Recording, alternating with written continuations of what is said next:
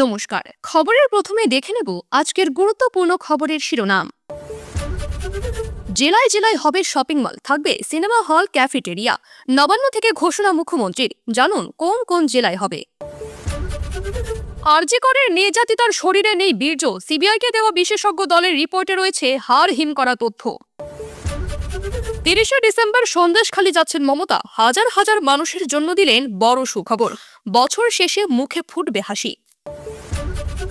সদস্য সংগ্রহের টার্গেট পূরণ করতে কালঘাম ছুটছে বঙ্গ বিজেপির, পুরস্কার ঘোষণা হলো বাঁকুড়ায়। এলাকাবাসী বলছে বিজেপির পতন শুরু। হুগলির ব্যবসায়ীর ঝুলন্ত দেহ উদ্ধার নদিয়ার শান্তিপুরে, 3 দিন ধরে ছিলেন নিখোঁজ। কে হবে রাজ্য বিজেপির নতুন সভাপতি, সুকান্তর মন্তব্যের জল্পনা। 5 লাখ চাই, না হলে পদ যাবে। বিজেপি বিধায়কের ঘর থেকে অভিষেকের নাম করে পুরসভার চেয়ারম্যানকে ফোন, এমএলএ হোস্টেল থেকে গ্রেফতার 3। 7 দিনের মধ্যে শুভেন্দুকে হুঁশিয়ারি শওকতের। মুখ্যমন্ত্রীর সঙ্গে জেহাদি যোগ, বিতর্কিত মন্তব্য করায় অর্জুনের বিরুদ্ধে এফআইআর। আজকের গুরুত্বপূর্ণ সংবাদগুলো একটিও মিস করবেন না। প্রতিটি খবর শুনুন সম্পূর্ণভাবে, সঠিক ও নির্ভুল তথ্যের জন্য। বছর শেষের মুহূর্তে বড় ঘোষণা করলেন মুখ্যমন্ত্রী মমতা ব্যানার্জি। বৃহস্পতিবার বিকেলে নবান্ন সভাগৃহ থেকে সাংবাদিক বৈঠকে মুখ্যমন্ত্রী ঘোষণা করলেন জেলায় জেলায় শপিং মল তৈরি করা হবে। সেই উপলক্ষে বিভিন্ন উদ্যোগপতিদের জমির ব্যবস্থা করে দেবে রাজ্য সরকার। তবে সেই শপিং মলগুলি 2টি তল পৃথকভাবে রাখতে হবে স্থানীয় স্বনির্ভর গোষ্ঠীর সদস্য ও আর্টিজানদের জন্য।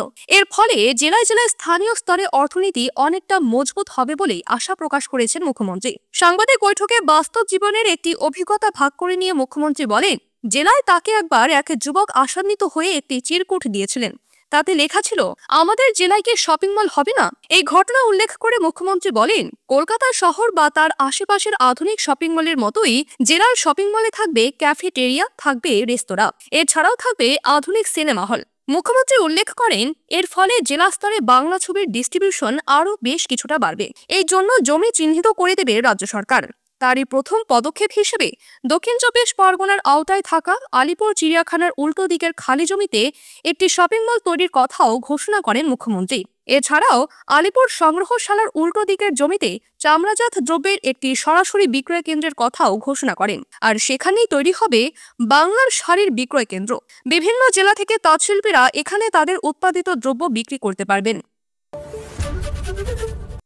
আরজিকর মেডিকেল কলেজের ধর্ষণ ও খুন কাণ্ডে অবশেষে বিশেষ অ্যানালিটিক্যাল রিপোর্ট জমা দিল দিল্লির বিশেষজ্ঞ চিকিৎসক দল। সূত্রের খবর, সিবিআইকে দেওয়া এই রিপোর্টে বলা হয়েছে, নির্যাতিতার দেহের আঘাত এবং অন্যান্য তথ্য বিশ্লেষণ করে বোঝা যাচ্ছে এই ঘটনাটি একজনের পক্ষে ঘটানো অসম্ভব নয়। তবে বিষয়টি নিশ্চিত করতে আরও বিস্তারিত বৈজ্ঞানিক পরীক্ষা নিরীক্ষা প্রয়োজন বলেও উল্লেখ করেছে এই রিপোর্ট। প্রসঙ্গত, আরজিকরের তদন্তে 14ই অক্টোবর দিল্লির কয়েকটি সেরা হাসপাতালের বিশেষজ্ঞদের নিয়ে গঠিত বিশেষ মেডিকেল বোর্ডের মতামত চেয়েছিল সিবিআই। কারণ সিবিআই তদন্তে মেডিকেল বোর্ডের যে প্রাথমিক রিপোর্ট পাওয়া গিয়েছে তাতে বলা হয়েছে যে নির্যাতিতার মৃত্যুর চূড়ান্ত কারণটি হলো শ্বাসরোধ করে খুন। পাশাপাশি নির্যাতিতার হাইমেন যেভাবে জখম হয়েছে তাতে তিনি নিশ্চিতভাবেই ধর্ষণের শিকার হয়েছিলেন। অন্যদিকে সঞ্জয় রায়ের শরীরে অন্তত 5টি ভোঁতা আঘাতের চিহ্ন মিলেছে, যা দেখে মনে করা হচ্ছে নির্যাতিতা তাকে আঘাত করেছিলেন সর্বশক্তি দিয়ে। এই বিষয়টিতে চূড়ান্ত সিলমোহর বসানোর জন্যই সিবিআই এবার একাধিক হাসপাতালের বিশেষজ্ঞদের নিয়ে গঠিত বিশেষ মেডিকেল বোর্ডের মতামত চেয়েছিল। সেই মোতাবেক দিল্লি এইমসের ফরেন্সিক বিশেষজ্ঞদের নেতৃত্বে গঠিত 11 সদস্যের মাল্টি ইনস্টিটিউশনাল মেডিকেল বোর্ড অর্থাৎ MIMB নির্যাতিতার ময়নাতদন্তের রিপোর্ট, সুরত হাল রিপোর্ট এবং অন্যান্য প্রাসঙ্গিক নথি বিশ্লেষণ করেছে এবং তাদের রিপোর্ট প্রস্তুত করেছে। বিশেষজ্ঞরা জানিয়েছেন, নির্যাতিতার জড়িতে বল প্রয়োগে প্রবেশ ঘটেছিল, তবে সেখানে বীর্যের কোনো নমুনা পাওয়া যায়নি। তাদের মতে পুরুষাঙ্গ ছাড়া অন্য কোনো ভোঁতা বস্তু কিংবা কন্ডম ব্যবহারের কারণেও এমনটি হতে পারে। এছাড়া নির্যাতিতার শরীরে কামড়ের চিহ্ন পাওয়া গেছে, যা ধৃত সিভিক ভলেন্টিয়ারের লালার নমুনার সঙ্গে মিলে গিয়েছে। ডিএনএ পরীক্ষার মাধ্যমে এই তথ্য নিশ্চিত করা হয়েছে। নির্যাতিতা মৃত্যুর আগে প্রতিরোধের চেষ্টা করেছিলেন, তার শরীরের বিভিন্ন জায়গায় আঘাতের চিহ্ন সেই সাক্ষ্যই দেয়। শ্বাসরোধের কারণে তার মৃত্যু হয়েছে বলে প্রমাণ মিলেছে। শ্বাসরোধের ফলে নির্যাতিতার চোখ বিস্ফোরিত হয়ে গিয়েছিল এবং মৃত্যুর আগে তিনি ছটফট করেছিলেন। বিশেষজ্ঞরা মনে করেন এই ঘটনাটি একজনের পক্ষেও ঘটানো সম্ভব, তবে আরও প্রমাণ বিশ্লেষণ প্রয়োজন। বিশেষজ্ঞদের মতে ঘটনাস্থলের ফরেনসিক বিশ্লেষণ এবং অন্যান্য প্রমাণের সঙ্গে মিলিয়ে বিষয়টি নিশ্চিত করা যেতে পারে। পাশাপাশি রিপোর্টে উল্লেখ করা হয়েছে, ময়না তদন্ত চলাকালীন কিছু নিয়ম ভঙ্গ করা হয়েছিল। অনেকেই ময়না তদন্ত কক্ষে উপস্থিত ছিলেন এবং ব্যক্তিগত মোবাইলে ছবি তুলছিলেন, যা সম্পূর্ণ নিয়ম বিরুদ্ধ। প্রিয় দর্শক, আপনি কোন জেলা থেকে আমাদের ভিডিওটি দেখছেন কমেন্ট করে জানাবেন। আজকের ভিডিওতে 400 লাইক ও 200 সাবস্ক্রাইবার টার্গেট করছি। যদি এখনো সাবস্ক্রাইব না করে থাকেন, দয়া করে এক্ষুনি সাবস্ক্রাইব করে নিন এবং নিয়মিত আপডেট পেতে আমাদের চ্যানেলটি ফলো করুন। ফিরে আসছি পরবর্তী খবরে। ভোটের আগে অনেকে আমাকে জিজ্ঞাসা করেছিল, দিদি সন্দেশখালি যাবেন না? বলেছিলাম পরে যাব। আমি 30শে ডিসেম্বর সন্দেশখালি যাব। বৃহস্পতিবার নবান্ন থেকে একথা নিজেই জানান মুখ্যমন্ত্রী। সন্দেশখালিতে সরকারি অনুষ্ঠানে যোগ দেওয়ার কথা তার। বৃহস্পতিবার সাংবাদিকদের মুখোমুখি হয়ে তিনি বলেন, ভোটের আগে অনেকে আমাকে জিজ্ঞাসা করেছিল, দিদি সন্দেশখালি যাবেন না? বলেছিলাম পরে যাব। আমি 30শে ডিসেম্বর সন্দেশখালি যাব। সরকারি পরিষেবা প্রদান অনুষ্ঠানে যোগ দেব। আমি মঞ্চ থেকে 100 জনের হাতে পরিষেবা পৌঁছে দেব। তবে আলাদা আলাদা ক্যাম্প থেকে অন্তত 20,000 মানুষের হাতে পরিষেবা পৌঁছে দেওয়া হবে সেদিন। বলে রাখা ভালো, লোকসভা নির্বাচনের আগে সন্দেশখালীর ত্রাস শেখ শাহজাহানের নাম সামনে আসে। জোর করে জমি দখল, মহিলাদের নির্যাতন সহ তৎকালীন তৃণমূল নেতার বিরুদ্ধে ভুরি ভুরি অভিযোগ ওঠে। ওই ঘটনাকে কেন্দ্র করে রাজনৈতিক মহলে জোর চাপানোতর তৈরি হয়। সন্দেশখালী কাণ্ডের প্রভাব ভোট বাক্সে প্রতিফলিত হবে বলেই ভেবেছিলেন বিরোধীরা। যদিও সন্দেশখালী কাণ্ড সেভাবে অক্সিজেন যোগাতে পারেনি বিরোধী বিজেপিকে। সন্দেশখালীতে ফোটে ঘাসফুল। বছর শেষে সেই সন্দেশখালীতে সরকারি পরিষেবা প্রদান অনুষ্ঠানে যোগ দিতে যাচ্ছেন মুখ্যমন্ত্রী মমতা বন্দ্যোপাধ্যায়। তার সফর যথেষ্ট তাৎপর্যপূর্ণ বলেই দাবি ওয়াকিবহাল মহলের। মুখ্যমন্ত্রী এদিন আরও জানান, আগামী 1 জানুয়ারি তৃণমূলের প্রতিষ্ঠা দিবস। ওই দিন মা মাটি মানুষ দিবস হিসেবে পালন করা হয়। তাই ব্লকে ব্লকে রক্তদান শিবিরের আয়োজন করা হবে। 2রা জানুয়ারি সব দফতরের কাজ পর্যালোচনায় প্রশাসনিক বৈঠক হওয়ার কথা। আগামী 6 জানুয়ারি গঙ্গাসাগরে যাবেন মুখ্যমন্ত্রী। প্রথমে ভারত সেবাশ্রম সংঘে যাবেন, সেখান থেকে কপিল মুনির আশ্রম। গঙ্গাসাগর মেলার আগে প্রতিবারই পরিস্থিতি সরজমিনে খতিয়ে রাখেন মুখ্যমন্ত্রী। এরপর আগামী 8 জানুয়ারি মিলেনিয়াম পার্কের বিপরীতের মেলায় যাবেন। হাওড়া থেকে বেলুর মঠ দক্ষিণেশ্বর যাতায়াতের ই-ভেসেলের উদ্বোধন করবেন। এছাড়াও বছরের শুরুতে একগুচ্ছ কর্মসূচি রয়েছে তার। গোটা বাংলা জুড়ে সদস্য সংগ্রহ অভিযানের টার্গেট পূরণ করতে রীতিমতো নাগানি চোবানি খাচ্ছে বঙ্গ বিজেপি। এই আবহে নেতা কর্মীদের একটা ঝাঁকুনি দিতে বাঁকুড়ার বিজেপি নেতৃত্ব সিদ্ধান্ত নিয়েছে, সদস্য সংগ্রহ করলে পুরস্কার দেওয়া হবে। এই মর্মে ইতিমধ্যেই বিজ্ঞপ্তি জারি করা হয়ে গিয়েছে। বাঁকুড়ায় বিজেপি বিধায়ক নীলাদ্রি শেখর দানার তরফে দেওয়া এই নোটিশে বলা হচ্ছে, চলতি মাসের 30 তারিখের মধ্যে যদি 150 জন সদস্য সংগ্রহ করতে পারে, তাহলে একটি মোডি জ্যাকেট পুরস্কার দেওয়া হবে। 75 জন সদস্য সংগ্রহ করলে মিলবে 100 টাকা। আর এরপরই বিতর্ক তৈরি হয়েছে। ব্যঙ্গ ঠাট্টা করতে ছাড়ছেন না শাসক দল। কেউ কেউ বলছে, এসব টোটকা দিয়েও কোনো কিছু করা যাবে না। মানুষ বুঝে গিয়েছে বিজেপি বাংলার জন্য কতটা বিপজ্জনক। সালটা ছিল 2021। বাংলার রাজনীতিতে পদ্মফুলের সমাহার দেখেছিলেন সকলে। এই বাংলায় তখন বিধানসভা নির্বাচনে 77টি আসনে জিতে প্রধান বিরোধী দল হয় বিজেপি। আর তার আগে 2019 সালে আগমনী সুর শুনিয়েছিলেন গেরুয়া শিবির। 18টি আসন জিতেছিল লোকসভা নির্বাচনে। কিন্তু 2021 সালে তৃতীয়বার ক্ষমতায় আসেন মমতা বন্দ্যোপাধ্যায় এবং তার দল তৃণমূল কংগ্রেস। তারপর থেকে আর একটিও নির্বাচনে সাফল্য পায়নি বঙ্গ বিজেপি। বরং যতদিন এগিয়েছে ততই ভরাডুবি হয়েছে। সদ্য 6টি উপনির্বাচনে গোহারা হেরেছে বিজেপি। তাই আর 15 মাস পর 2026 সালে বিধানসভা নির্বাচনে বিজেপিকে বাংলায় কুপে নিয়ে খুঁজতে হবে বলে মনে করছেন অনেকে। আগামী বিধানসভায় বাংলার কুর্সি দখল তো দূরে থাক, 50টি আসন জিততে পারবে কিনা তা নিয়ে সন্দিহান কেন্দ্রীয় নেতৃত্ব। হুগলির নিখোঁজ ব্যবসায়ীর ঝুলন্ত মৃতদেহ উদ্ধার নদিয়ার শান্তিপুরে। রহস্য মৃত্যুতে চাঞ্চল্য বলাগড়ের গুপ্তিপাড়াতে। হুগলির বলাগড় থানার গুপ্তিপাড়ার বাঁধাগাছি এলাকার বাসিন্দা যুবক সমর দাস পেশায় ব্যবসায়ী। তার কাপড়ের উপর ডিজাইন করা অ্যাপ্লিকের ব্যবসা, কাঠের ব্যবসাও রয়েছে। গত 23শে ডিসেম্বর সকালে ব্যবসার কাজে যান শান্তিপুরে। বেলা গড়িয়ে গেলে পরিবার থেকে ফোন করা হলে ফোনে যোগাযোগ করতে পারেননি বাড়ির লোক। নিখোঁজ ডায়েরি করা হয় বলাগড় থানায়।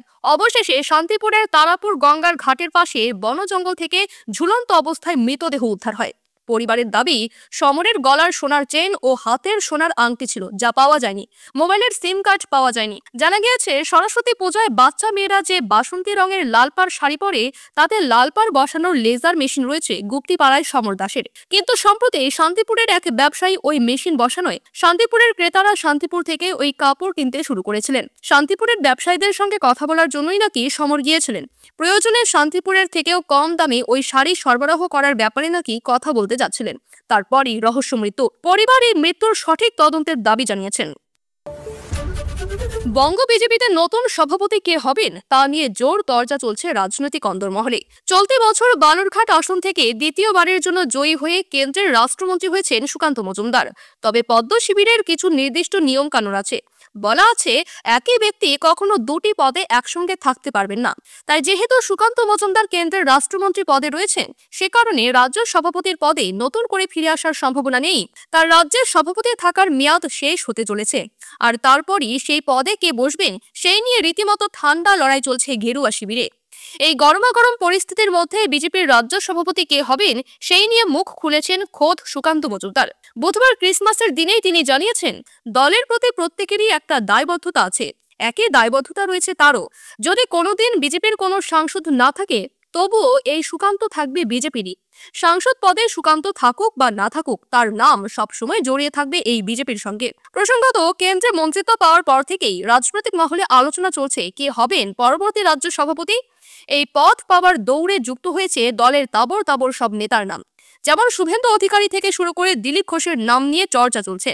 শুভেন্দু অধিকারীর সভাপতি হওয়ার পক্ষে সওয়াল করেছেন তথাগত রায় এবং অর্জুন সিং এর মতো নেতারা। গেরুয়া শিবিরের অন্যান্য নেতা থেকে শুরু করে অনেকের মত, সুকান্তর পর এই পদ পাওয়া উচিত দিলীপের। কারণ এর আগে যখন পদ্ম শিবিরের রাজ্য সভাপতির পদে দিলীপ ছিলেন, সেই সময় বঙ্গে বিজেপির অবস্থা ছিল যথেষ্ট ভালো। দিলীপ ঘোষের সময়ই বঙ্গ বিজেপি ভালো ফল করেছে। তাই সুকান্তর পর দিলীপ ঘোষকে ফের রাজ্য সভাপতি পদে বসানো উচিত। শুভেন্দু অধিকারী দিলীপ ঘোষ ছাড়াও রাজ্য সভাপতির লড়াইও রয়েছেন দেবশ্রী চৌধুরী, অগ্নিমিত্রা পালরা। পাশাপাশি রানাঘাটের বিজেপির সাংসদ জগন্নাথ সরকারও লড়াইয়ে রয়েছেন। এখন দেখার, শেষ পর্যন্ত বিজেপির কেন্দ্রীয় নেতৃত্ব রাজ্য বিজেপির সভাপতির পদে কাকে বেছে নেন। অভিষেক বন্দ্যোপাধ্যায়ের নাম করে কালনা পুরসভার চেয়ারম্যানের কাছ থেকে টাকা চেয়ে ফোনেই 5 লক্ষ টাকা দাবি করা হয়েছে বলে অভিযোগ। শেক্সপিয়ার সারণী থানায় অভিযোগ দায়ের হতেই অ্যাকশনে নামে পুলিশ। অভিযোগের প্রেক্ষিতে কিড স্ট্রিটের এমএলএ হোস্টেল থেকে 3 ব্যক্তিকে গ্রেফতার করা হয়েছে বলে জানা যাচ্ছে। ধরা পড়েছে জুনেদুল হক চৌধুরী, শুভদীপ মল্লিক, তাসলিম শেখ নামে 3 জন। এদের প্রত্যেকের পরিচয় খতিয়ে দেখছে পুলিশ। খতিয়ে দেখা হয় এমএলএ হোস্টেলের সিসিটিভি ফুটেজ। তা দেখেই শেষ পর্যন্ত গ্রেফতার করা হয়েছে 3 জনকে। ঘটনায় তাদের কি ভূমিকা তা খতিয়ে দেখছে পুলিশ। চলছে জিজ্ঞাসাবাদ। এমনকি তারা কিভাবে এমএলএ হোস্টেলে গেলেন, কি যোগাযোগ, তাও খতিয়ে দেখা হচ্ছে। সূত্রের খবর, কালনা পুরসভার চেয়ারম্যান আনন্দ দত্তকে ফোন করে দেখা করার কথাও বলা হয়। দেখা না করলে পদ চলে যাওয়ার ভয়ও দেখানো হয় বলে অভিযোগ। তারপরেই চাওয়া হয় টাকা। আইপ্যাক ডিরেক্টর প্রতীক জৈনেরও নাম নেওয়া হয়েছে বলে অভিযোগ। স্পষ্ট বলা হয়, আপনাদের সরিয়ে দেওয়া হবে, থাকতে গেলে দেখা করুন, টাকা নিয়ে আসুন। দেখা করার জন্য বিধায়ক আবাসনে ডাকা হয়। একই রকম ফোন যায় কাটোয়ার পুর প্রধান সমীর সাহার কাছেও। কালনা পুরসভার চেয়ারম্যান অভিষেক বন্দ্যোপাধ্যায়ের অফিসে জানালে সেখান থেকে থানায় অভিযোগ জানাতে বলা হয়। তারপরই ফাঁদ পাতে পুলিশ। টাকা দিতে যাওয়ার নাম করে সাদা পোশাকে পুলিশ যায় আনন্দবাবুর সঙ্গে। বিধায়ক আবাসন থেকে ধরা হয় 3 জনকে। কোন এমএলএর নাম করে রুম বুক রয়েছে তার খোঁজ শুরু করে পুলিশ। জানা যায়, উত্তরবঙ্গের বিজেপি বিধায়ক নামে বুক ছিল ঘরটি। বিধায়কের নাম নিখিল রঞ্জন দে। তিনি কোচবিহারের বিজেপি বিধায়ক ইমরান শেখের নামে রুম বুক করেছিলেন। সূত্রের খবর, ইতিমধ্যেই বিজেপি বিধায়ককে তদন্তের জন্য ডাকার প্রক্রিয়া শুরু করেছে পুলিশ। কাশ্মীরের জঙ্গি ধরা পড়েছে ক্যানিংয়ে, তা নিয়ে রাজনৈতিক চাপানোতর ক্রমশ বাড়ছে।